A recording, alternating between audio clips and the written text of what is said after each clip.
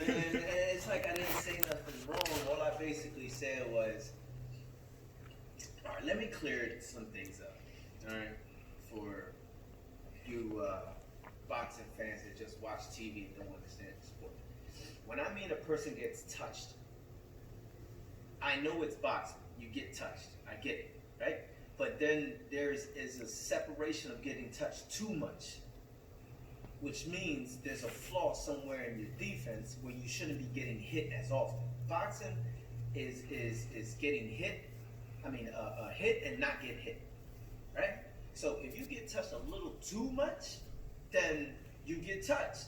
It's not. It's of course it's boxing. Everybody's gonna get hit, right? You get punched in the face, you get punched in the arm, you get punched. That's getting touched, but it's getting touched too often, more often than what you should. That's the. All right, let's compare. Okay, what he trying? See, he acting like he's scared to say the shit. You know what I'm saying? He ain't trying to say it, but what he want to say is that Errol Spence don't have very good defense, which I believe that he is a amateur coach who don't really know much about fucking defense. This is supposedly Jaron Ennis coach, but I doubt he his main coach. He got to be like a little assistant coach or some shit like that. But the thing about Errol Spence defense is, man, Errol Spence has defense that's not your typical defense that you don't see much in boxing, man. The type of defense you see a lot in boxing is that slipping and sliding and bending backwards and doing a whole lot of extra bullshit that ain't even necessary for the fight, which is exerting energy that you probably gonna need later on in the fight. What Errol Spence does is he uses his position and his feet is always in the right place and he's always in the right position to even not even get hit, along with using his lead hand to throw away a lot of punches that's coming his way, and he do a lot of dips and shit like that. It's little subtle movements to get him out of range. He being in and out of range is a part of defense. But this amateur coach doesn't really know much about that. But but anyways, man, I just had to clear that defense shit up, man, because niggas don't really know nothing about no motherfucking defense. Now let me go to something else. All right, let's just say prior to the accident, he can hurt him. What's gonna happen after the accident? Yeah, I know he's getting good sparring from what they show, and that's cool. But that's sparring, you don't go all out anyway. You work on what you gotta work on, and that's it. So with Danny already knows he might be coming in as the underdog, right? But Danny's a drawer. Everybody wants to see Danny fight. Especially Look at everybody want to see Danny fight. Hey man, it's a lot of people who jealous of Errol Spence's position, man. It is what it is, though. It comes down A to nigga I deal with it for a long time.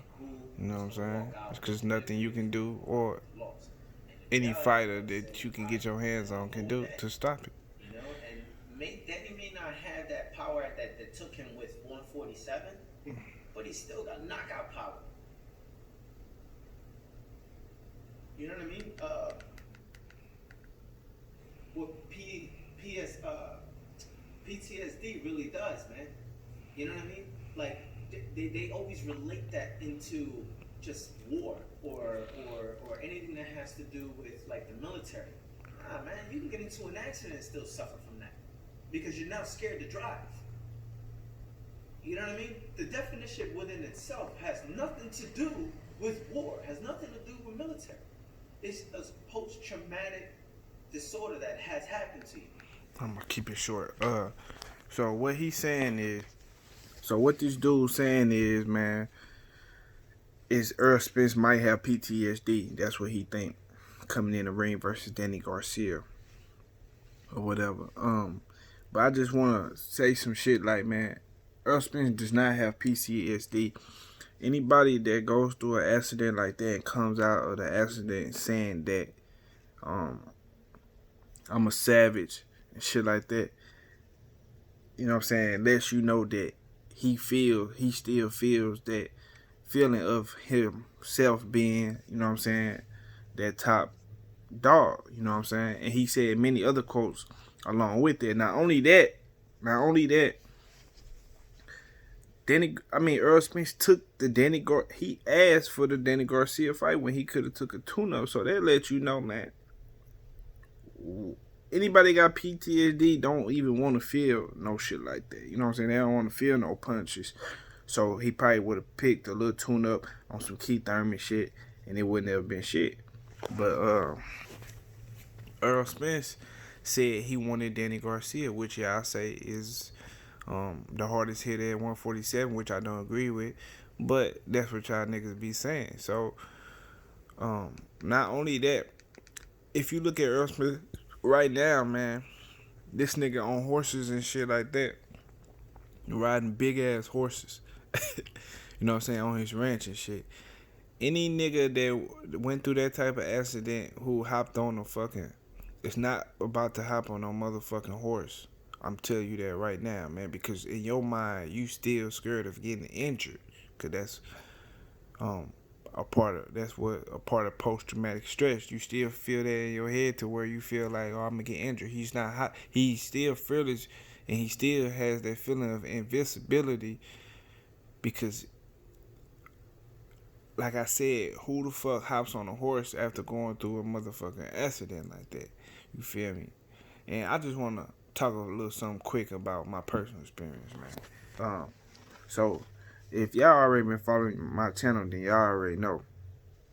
I'm fighting the battle of stage 4 brain cancer. I had surgery on that December 30th, and I walked out the hospital January 1st, which was New Year's. And right here on the side of my head, man, the cut went from right here all the way right there. So I had a surgery and shit like that or whatever, right? And like not even a whole month, man, I made my uncle get in the gloves with me, right? And and long story short, I made him quit. You feel me? And not only that, after I went through my little chemotherapy, and I'm still doing chemo right now, but after I went through my radiation and chemo and all that little shit for that 6 weeks, I was right back to it. You know what I'm saying? Radiation went over, I was right back to it, like right back in motion. Like I felt more fearless than I ever felt. Like I ain't never been scared of shit, but I felt more fearless than I ever felt. You feel me? Like it gives you some kind of like, it's hard for me to explain, you know, to people, maybe if they ain't never really been through shit. So what I'm trying to say is, you know what I'm saying, I had to bring up that because it's kind of common.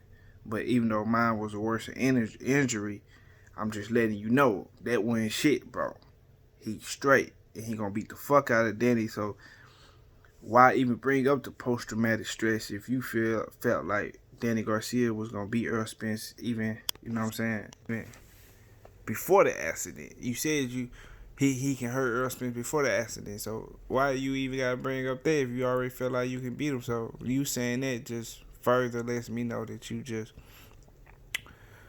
you got some kind of jealousy in your heart about the man. But it's all good. You ain't gotta be a fan. You can be a fan of Danny, but I just peep certain shit. But it is what it is.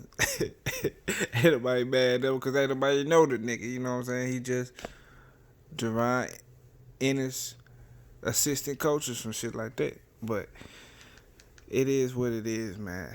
I just wanted to come through and kill some of his points and let y'all know, man, Errol Spence ain't got no fucking post-traumatic stress.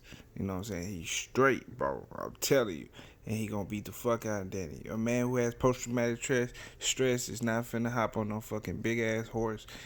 It's not about to say I'm a savage after motherfucking the accident, because niggas was like, oh, he should be thanking God. That's what niggas was saying. Like he ain't already did that. But niggas was saying that after he said I'm a savage. Like trying to make him feel, Lord, that no, he still feel invincible, my nigga. That lets you know that he back. You know what I'm saying? That he never left, matter of fact. But it is what it is, man. I'm gonna keep killing these dudes' opinions or whatever the fuck you want to call it leading up to the fight, man, because y'all already know what it is, man. Y'all hit that like button to support the channel, man. I appreciate it. And hit that subscribe button. You know what I'm saying? If you're new to the channel, you just stumble across this video. But I'm out, y'all. Peace.